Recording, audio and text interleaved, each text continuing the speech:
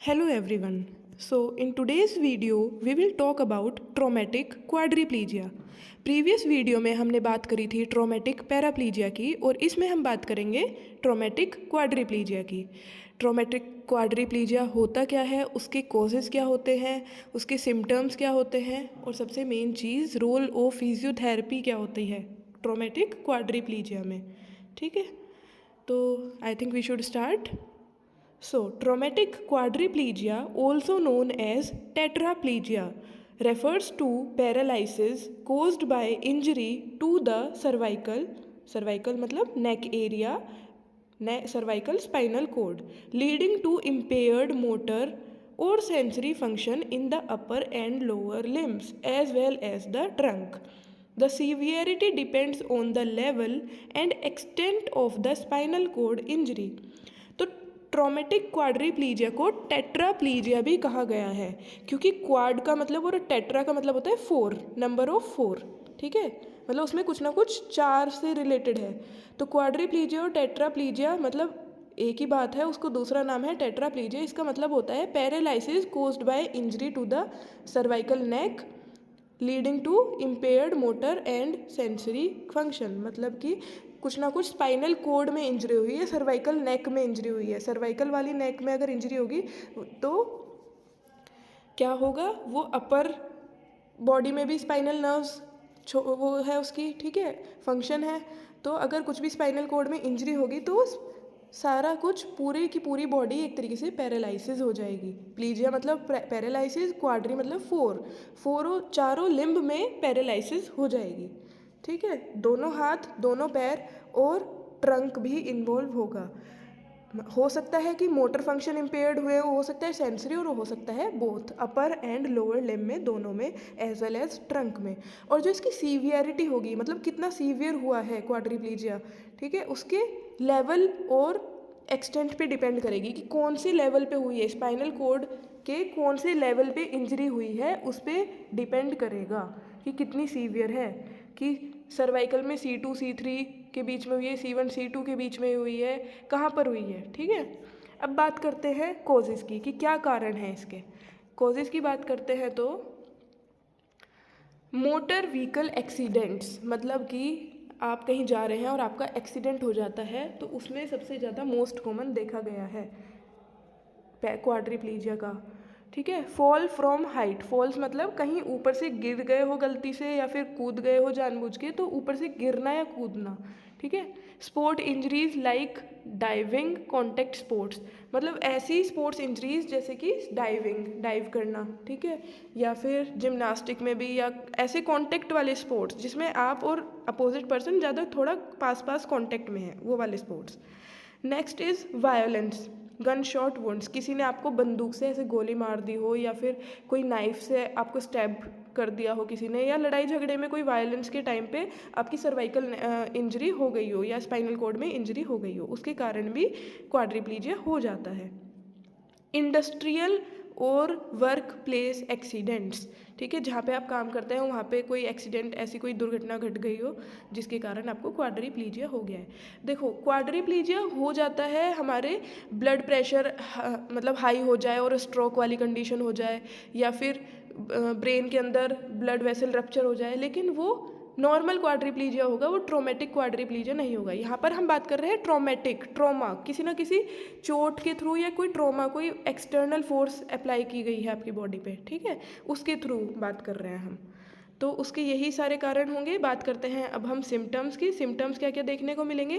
Complete और partial loss of sensation and voluntary movement in all 4 limbs, मतलब पूरा का पूरा लॉस हो सकता है सेंसेशन और मूवमेंट, या फिर पार्शियल लॉस भी हो सकता है, मतलब कुछ मूवमेंट इंटैक्ट होंगे और कुछ लॉस हो गए होंगे बॉडी के। ठीक है, वीकनेस और टोटल पैरालिसिस, मतलब पूरी बॉडी पूरी की पूरी पैरालिसिस हो गई हो या हल्की सी अभी भी इनकम्प्लीट हुई हो, मतलब वीकनेस, एक तरीके से सारी मसल्स में बॉडी में वीकनेस आ गई हो पूरी। ठीक है, तो टोटल पैरालिसिस भी हो सकती है या वीकनेस भी हो सकती है मसल्स में। Loss of bladder and bowel control, bladder and bowel control मतलब उसमें हमारा कंट्रोल नहीं रहेगा, यूरिन वगैरह पास आउट ऐसे ही हो जाएगा, आपका उस पर कंट्रोल नहीं रहेगा। ठीक है, difficulty in breathing if the injury involves high cervical segments like C1 to C4। अगर C1 से C4 के बीच में इंजरी हुई है किसी कारण तो ब्रीथिंग भी वो हो जाएगी डिस्टर्ब, हमारी उसमें भी हमें प्रॉब्लम होगी, सांस लेने में प्रॉब्लम होगी। स्पास्टिसिटी और मसल स्टिफनेस, मसल्स जो है स्पास्टिक हो जाएंगी, स्टिफ हो जाएंगी, ठीक है, टाइटनेस एक तरीके से। Next is classification of spinal cord injury. Spinal cord injury जो है वो दो तरीके की होती है, या तो कंप्लीट इंजरी होती है या फिर इनकम्प्लीट होती है, ठीक है।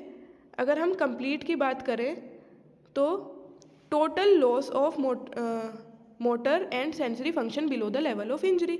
अगर टोटल की बात करते हैं, कंप्लीट की बात करते हैं, तो पूरी बॉडी का मोटर मूवमेंट, मतलब जो बॉडी के मूवमेंट है प्लस सेंसेशन है वो सारे के सारे ख़त्म हो जाएंगे कंप्लीट इंजरी में, ठीक है, टोटल लॉस होगा उनका। इनकम्प्लीट में क्या होगा, सम मोटर और सेंसरी फंक्शन इज रिटेन्ड, मतलब कुछ मोटर और कुछ सेंसेशंस बची होगी बॉडी में below the injury site, for example anterior cord syndrome और सेंट्रल कोर्ड सिंड्रोम। ये बात हो गई हमारी ट्रोमेटिक क्वाड्रिप्लीजिया के बारे में कि कैसे होती है, क्या कारण होता है, क्या सिम्टम देखने को मिलेंगे, ये सब इसमें हमने डिस्कस कर लिया। सबसे मेन चीज़ क्या है, role of physiotherapy in traumatic quadriplegia, कि फिजियोथेरेपिस्ट का क्या रोल होता है, ठीक है, वो सबसे मेन चीज़ है, उसको हम अभी बात करेंगे उसके बारे में। तो physiotherapy plays a critical role in the recovery and rehabilitation of individuals with traumatic quadriplegia, ठीक है। फिजियोथेरेपिस्ट का बहुत इंपॉर्टेंट रोल होता है किस चीज़ में, पेशेंट की रिकवरी में, पेशेंट की रिहैबिलिटेशन में बहुत इंपॉर्टेंट रोल होता है। Its goal include maximising functional independence, preventing complications and improving quality of life. तो फिजियोथेरेपिस्ट का गोल होता है कि पेशेंट अब पूरा का पूरा पैरालिसिस है और वो दूसरे पे डिपेंड हो गया है, तो उसकी फंक्शनल इंडिपेंडेंस को वापस लाना, ठीक है, कि वो खुद से सारी चीज़ें खुद से कर सके, उस लेवल तक आपको उस पर काम करना है। प्रिवेंटिंग कॉम्प्लिकेशन, कि अगर फिजियोथेरेपी नहीं कराओगे और कॉम्प्लिकेशंस आगे बढ़ेंगी अगर नहीं कराओगे तो, ठीक है, लेटे लेटे उसको प्रेशर सोर्स, बेड सोर्स, ये सब हो जाएगा और ज़्यादा कॉम्प्लिकेशंस आगे बढ़ जाएंगी। And improving quality of life, जो उसकी क्वालिटी ऑफ लाइफ होगी, जैसे ज़िंदगी वो मतलब फिजियोथेरेपी कराने से पहले सर्वाइव कर रहा होगा, और जो क्वालिटी होगी उसकी लाइफ की आफ्टर फिजियोथेरेपी, उसमें भी काफ़ी चेंज होगा, तो हमें उसकी क्वालिटी ऑफ लाइफ भी इम्प्रूव हो जाएगी। नेक्स्ट बात करते हैं हम early stage acute phase. Acute phase में क्या ट्रीटमेंट देंगे, एक्यूट फेज़ मतलब अभी हुआ है उसको क्वाड्रिप्लीजिया और आपको अब उस पर काम करना है, तो आपका गोल होगा prevent complication such as pressure sores, contracture and respiratory infection. जैसे अभी मैंने बताया, अगर लेटे लेटे पेशेंट को pressure sores, bed sores, ulcers होने के चांसेस बढ़ जाएंगे, कॉम्प्लिकेशन बढ़ जाएगी, तो उसको हमें कम करना है ताकि ये सब ना हो, कॉन्ट्रैक्चर्स ना बने, ठीक है। इंटरवेंशंस, क्या काम होगा अब हमारा, positioning and pressure relief to prevent bed sores, जहाँ जहाँ बॉडी के प्रेशर पॉइंट्स होते हैं उनको रिलीज करना और पोजीशनिंग पे काम करना, ठीक है, पोजीशन चेंज कराना, उसकी टर्निंग कराना, उसको बिठाना, सपोर्ट के साथ स्टैंडिंग कराना, ये सब पोजीशनिंग में ही आएगा। Passive range of motion PROM exercises to maintain joint mobility, मतलब पैसिवली, एक्टिवली वो कोई कुछ मूवमेंट नहीं करवा रहा, सब कुछ पैसिवली करना होगा आपको। तो पैसिवली मतलब सारा कुछ आपको खुद से करना है, पेशेंट एक्टिवली नहीं कर पाएगा, उसके सारे जॉइंट्स के मूवमेंट, ठीक है, सब कुछ आपको खुद से कराना है।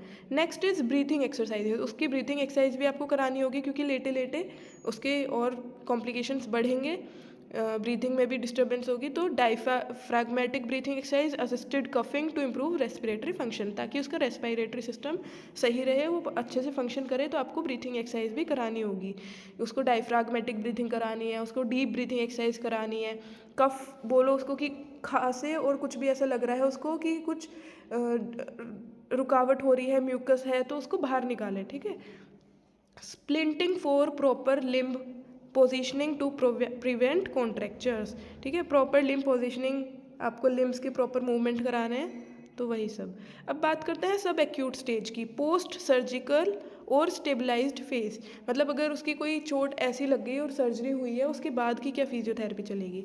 Initiative active participation and build strength in unaffected muscle. Intervention क्या होंगे, active assisted range of motion exercises, मतलब आप उसको एक्टिवली करने के लिए बोलोगे, असिस्ट करोगे कि वो करे, सपोर्ट करोगे उसको, बट पूरी की पूरी फोर्स आपको ही नहीं लगानी है, उसको पेशेंट को भी आप बोलेंगे कि हम आपको बताएंगे एक्टिवली करनी है आपको है, ठीक है, कोशिश आपको करनी है करने की, आप थोड़ा सपोर्ट करोगे उसको, असिस्ट करोगे, बट वो खुद से करेगा।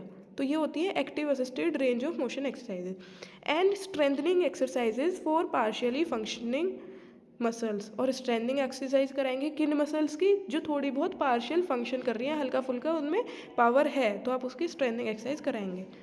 जिनकी पावर बिल्कुल ज़ीरो है उसमें तो स्ट्रेंथनिंग हो नहीं पाएगी, लेकिन जहाँ आपको लग रहा है इन मसल्स में थोड़ी सी भी आपको लग रहा है कि है, हो सकती है, पावर है, उसमें टेस्ट करेंगे एमएमटी के थ्रू, और लग रहा है पावर है, तो आप उसकी स्ट्रेंथनिंग एक्सरसाइज कराएंगे। Postural control training to enhance sitting balance. Postural control training मतलब उसको पोस्चर भी मेंटेन कैसे करना है, सिटिंग कैसे करनी है, ये सब भी आप ट्रेन करेंगे उसको। Transfer training bed two wheel chair for early independence, उसको ट्रांसफ़र ट्रेनिंग भी टीच करेंगे, सिखाएंगे कि कैसे बेड से आपको व्हील चेयर पर आना है, ठीक है। जैसे जैसे उसकी रिकवरी में प्रोग्रेस होगा उसी तरीके से आप उसका ट्रीटमेंट भी आगे डिसाइड कर पाएंगे। ये नहीं कि पहले दिन जो थेरेपी आप एक्सरसाइज जो भी आप दे रहे थे वही आपको 6 महीने बाद तक वही सेम चल रहा है, चेंज होता जाता है पेशेंट की रिकवरी के अकॉर्डिंग। बात करते हैं फंक्शनल इलेक्ट्रिकल स्टिमुलेशन की to maintain muscle tone in paralysed muscle, मतलब टेंस वगैरह की बात कर रहे हैं, मोडेलिटीज़ की बात कर रहे हैं कि इलेक्ट्रिकल नर्व स्टिमुलेशन भी देंगे, ठीक है, उसके किस लिए, मसल टोन के लिए, पैरालाइज्ड मसल्स जो हैं उसकी टोन को इंक्रीज करने के लिए। अब बात करते हैं क्रोनिक स्टेज की, जो कि हमारा रिहैबिलिटेशन फेज कहलाता है। गोल क्या होगा, enhance functional independence, manage long term complication and improve quality of life, ठीक है।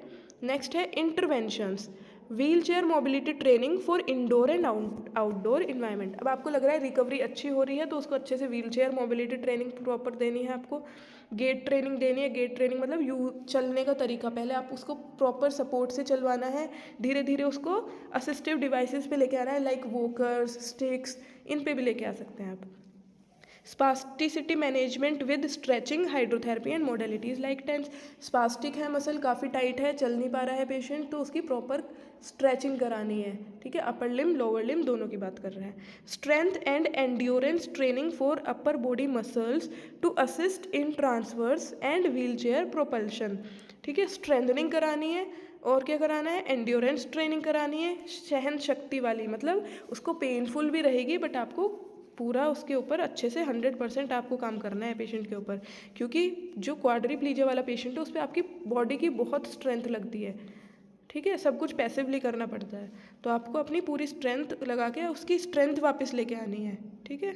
Occupational therapy integration to improve daily living activities like eating, dressing, उसको ऑक्यूपेशनल थेरेपी, जो वो काम पहले activities of daily living quadriplegia होने से पहले कर रहा था, ठीक है, जैसे खुद से खाना खाना, खुद से कपड़े पहनना, खुद से टूथब्रश वगैरह, जो भी वो सारे उसके डेली के काम थे वो करता था, उन चीज़ों को वापस रीलर्न कराना है आपको।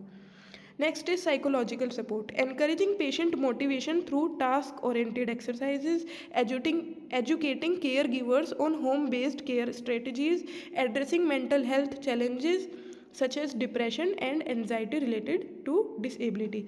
मतलब उसको साइकोलॉजिकली भी आपको सपोर्ट करना है, अपनी बातों से उसको उसका माइंड चेंज करना है एक तरीके से कि आप ठीक हो जाओगे, ये सब चीज़ें उसको बताना है, एनकरेज करना है कि वो एक्सरसाइज खुद से करने की कोशिश करे, अपनी बॉडी की पावर यूज़ करे, जो भी पार्शियली अगर उसके अंदर है थोड़ी मसल्स में स्ट्रेंथ, तो उसको आपको मेंटली भी प्रिपेयर करना है, साइकोलॉजिकली भी प्रिपेयर करना है कि आप ठीक हो जाएंगे।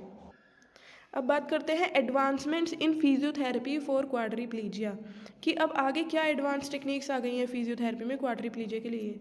Robotic exoskeleton can assist in early ambulation, robotics का यूज़ होने लगा है आजकल बहुत ज़्यादा, ठीक है।